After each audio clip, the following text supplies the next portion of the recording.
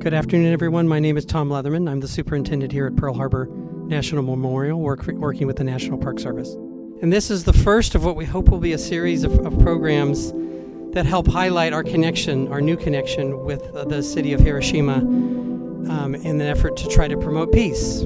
And I would be remiss if I didn't point out that we couldn't do any of this programming and we couldn't do any of this connection without the significant support of Pacific Historic Parks. Eileen Utterdijk is the president and CEO here. They are the ones that support this work and wouldn't be possible without their support. So a big round of applause for Pacific Historic Parks. So we're going to have, Ms. Yahata is going to do her testimonial, and then there will be a little bit of time afterwards for some questions. So without further ado, we'll hand it off. Good morning, everyone. My name is Yahata Teruko. 日本の広島から今日参りました。日本の真珠湾攻撃で犠牲になった皆様方に心からの哀悼の意を表します。I came from Hiroshima, Japan. First, I'd like to extend my deepest condolences to the victims of the Japanese attack on Pearl Harbor. I'm very happy to be able to talk to you today. The paintings and sketches that you will see in this PowerPoint were produced by students of Hiroshima City Motomachi High School Art Department and were made over the course of about a year after listening to my testimony.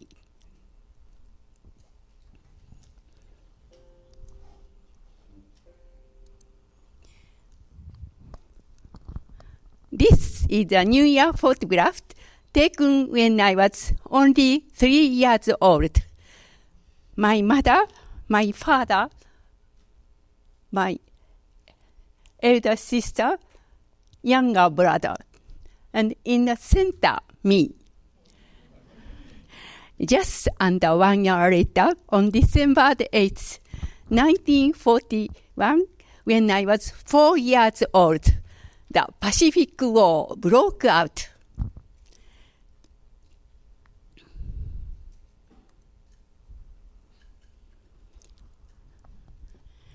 This is a map of Hiroshima at the time of the atomic bombing.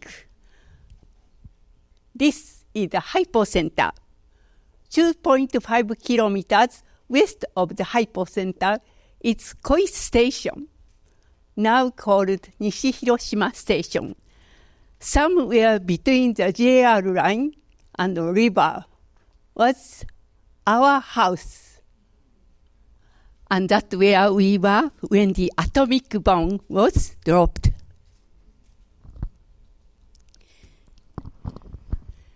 I was 8 years old when the atomic bomb was dropped on Hiroshima.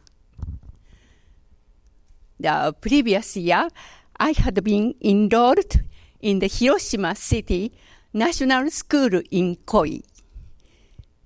Upon entering the school gate, I immediately noticed that the cherry blossom was in full bloom, and the fallen petals had transformed the ground into a light pinky peach-colored carpet.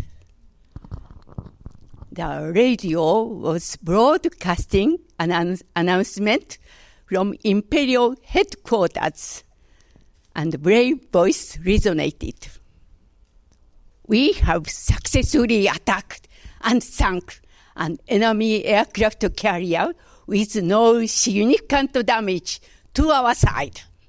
But gradually, the situation on the battlefield was worsening. Even so, after morning assembly, a senior student was seen to be marching and singing. In exchange for one life, I'd search hundreds and thousands. It seemed that they were convinced that Japan would be victorious and that a decisive and determined mainland battle was being fought.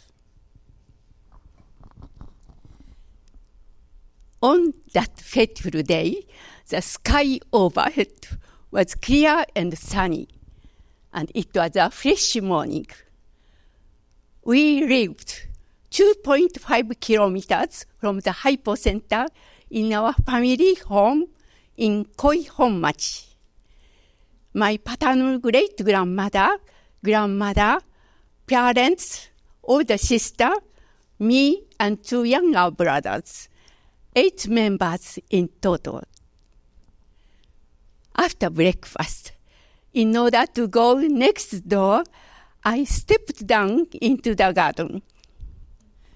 At that moment, and all of a sudden, the entire sky flashed and was illuminated in bluish white, as if the heavens had become a huge fluorescent light. I immediately fell to the ground and lost consciousness. Everyone, let's get together here.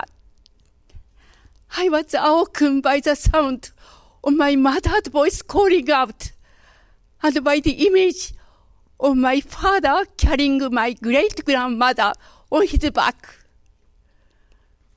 There was so much smoke in there that I could barely see. The inside of the house had been turned upside down, and the shattered glass from the sliding door was everywhere. It was like we had been stabbed with a mighty spear. I had been thrown by the force of the blast 6 meters from the back garden to the entrance of the house. Let's die together while we are all still together. My mother pleaded from the ruins and began to pull futons and bedding from the cupboard. As she did so, I noticed that there were fragments of glass sticking out of her back, and her white blouse was now stained a bloody red. We thought that there was sure to be a second and perhaps a third bomb. So we believed that we were beyond saving. As she spread out a large quilt over us all, I remember, and indeed will never forget, what it felt like as a child to be surrounded by my entire close family in the warmth and security of that blanket. There was an eerie silence outside, and virtually all of the houses surrounding ours were destroyed. We had fled to the mountainside when the huge drops of rain began to fall, and it soaked us to the skin. While we are turning back towards the riverbank of Koi, we froze in our steps as we encountered people fleeing from the city. Their hair was standing on end, and their bodies were sometimes completely burned. They were covered in dust, and the skin that was peeling off their arms and dangling from fingertips resembled old tattered rags. The sore and crippled figure of tens and hundreds of bodies were flocking towards us like a legion of ghosts.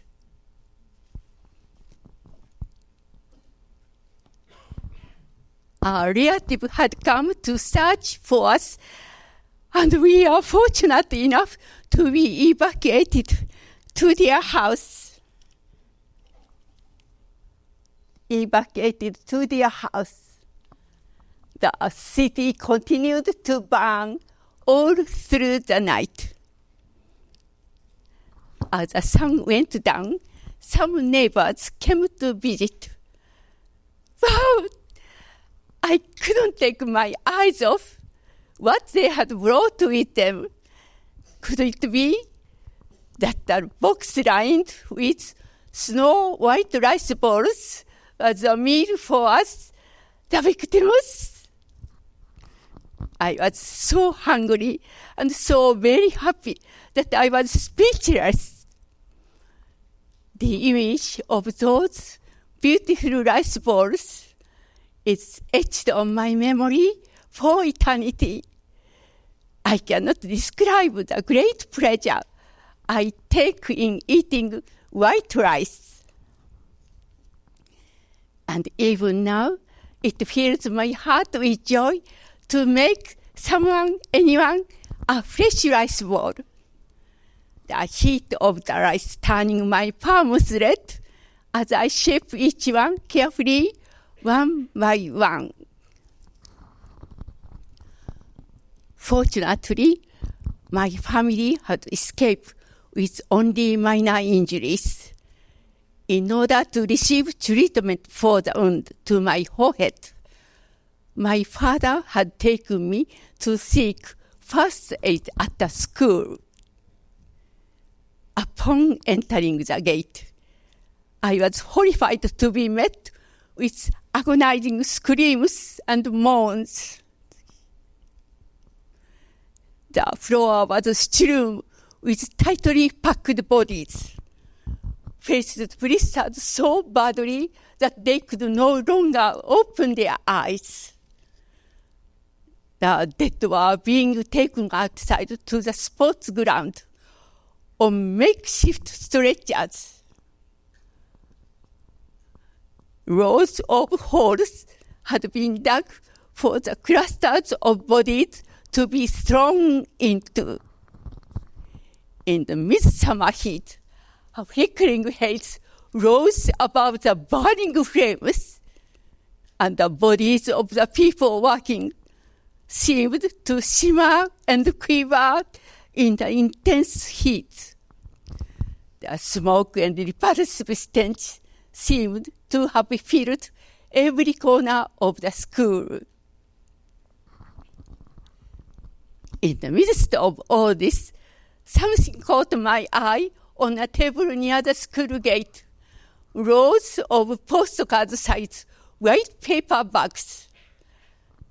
They must be handing out sweets.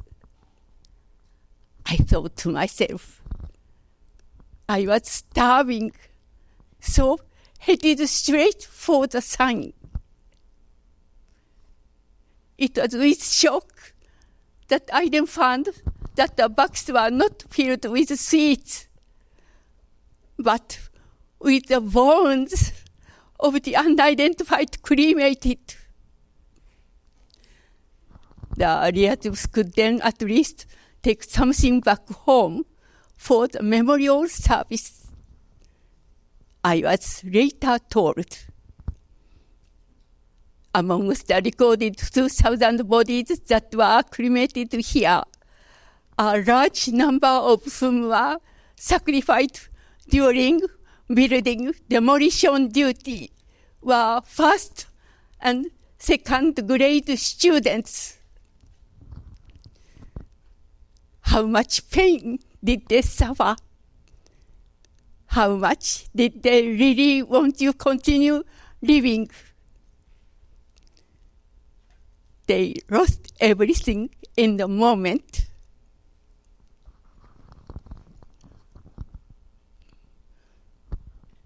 Even now, occasionally, other recollections and scenes from those times still haunt me. Next door to the house of a relative in Koi, where we had sought refuge, an older girl, then a student, had returned home with severe burns. It was midsummer, and door to the room where she slept had been left open. Next to her pillow was a small pot. As I was hungry, because there was nothing to eat, I couldn't help but think that inside the pot there was some candy. Once I saw her open the lid of the pot, it seemed that she was using the pot to spit out the blood. Over and over, she awoke, then slept. Was awoken, then slept. She died, coughing up blood.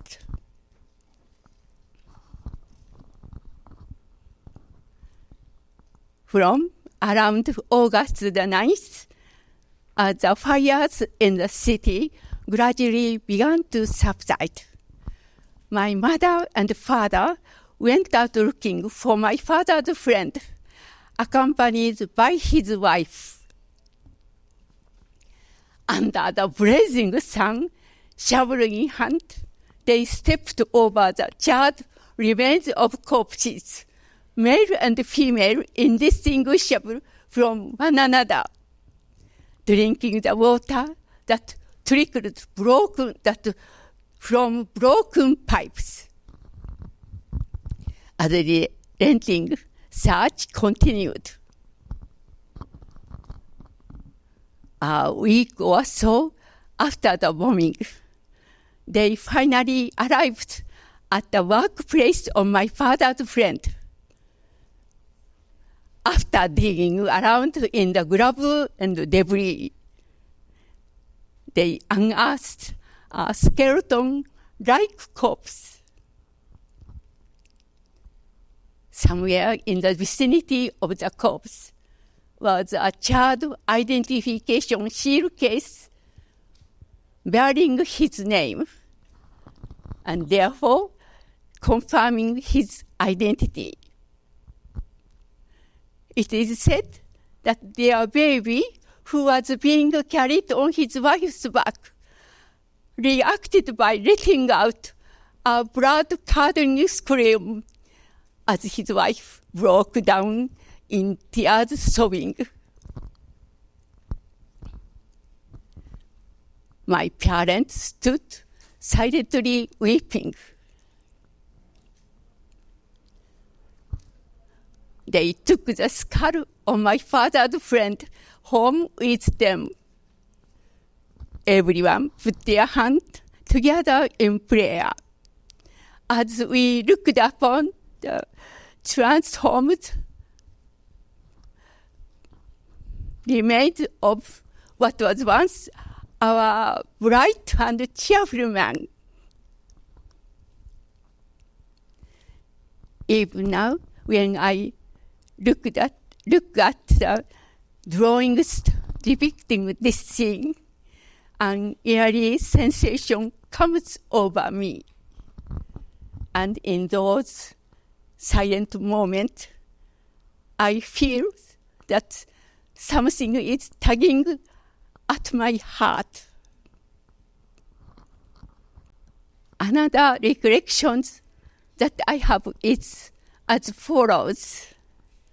When I was playing with my friend on a small wooden bridge over the Momiji Maple Leaf Valley, a man passed by carrying something rolled up in a straw mat. I waited for the man to pass by and casually glanced up. It was then I noticed the purple legs of a child poking out from the end of the package. And I was shocked now to discover that he was in fact carrying a corpse.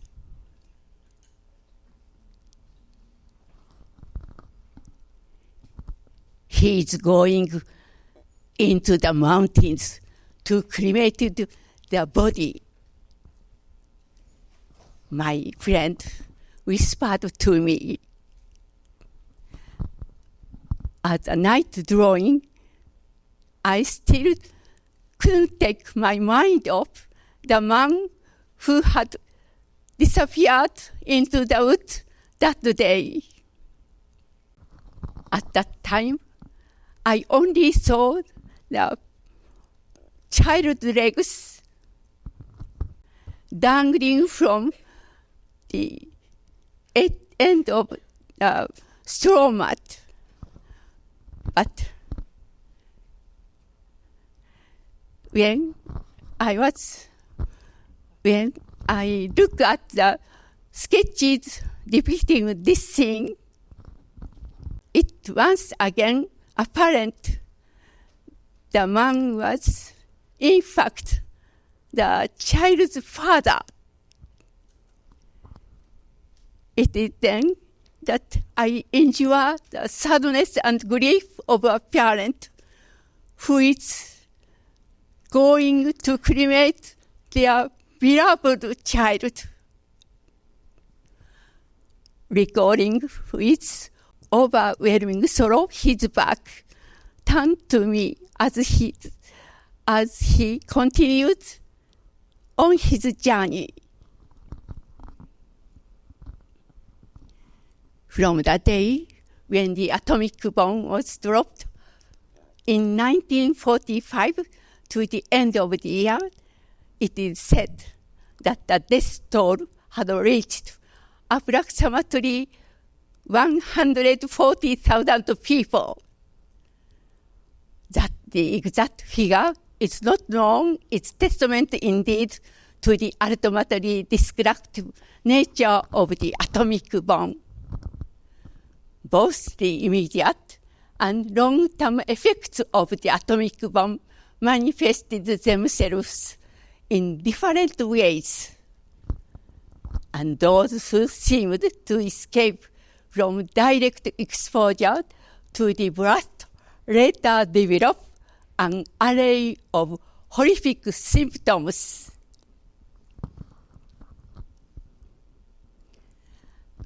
A girl who I went to school with as junior and senior high school student, Suetsu Kimiko, was a bright and cheerful girl. She was only 8 years old when she was exposed to the atomic bomb just over 1 kilometer from the hypocenter.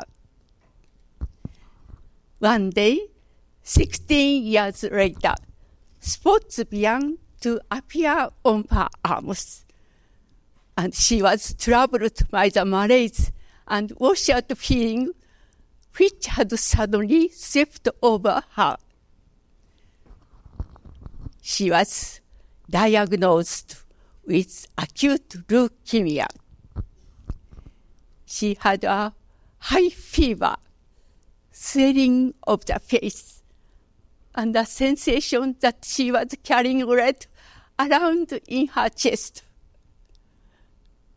In spite of her suffering, however, she still wished to live right up until the very end.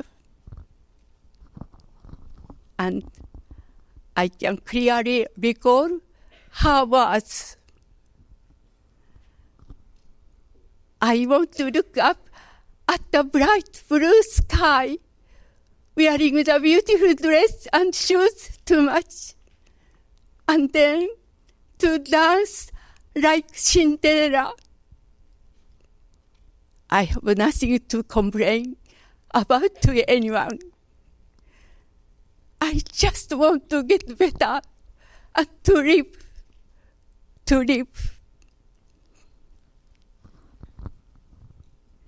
She died the following year at the still tender age of 25.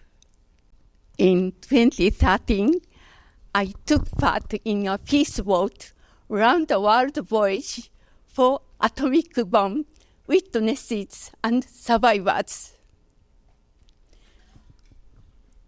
With regret, I realized once again the cruelty and ugliness of war.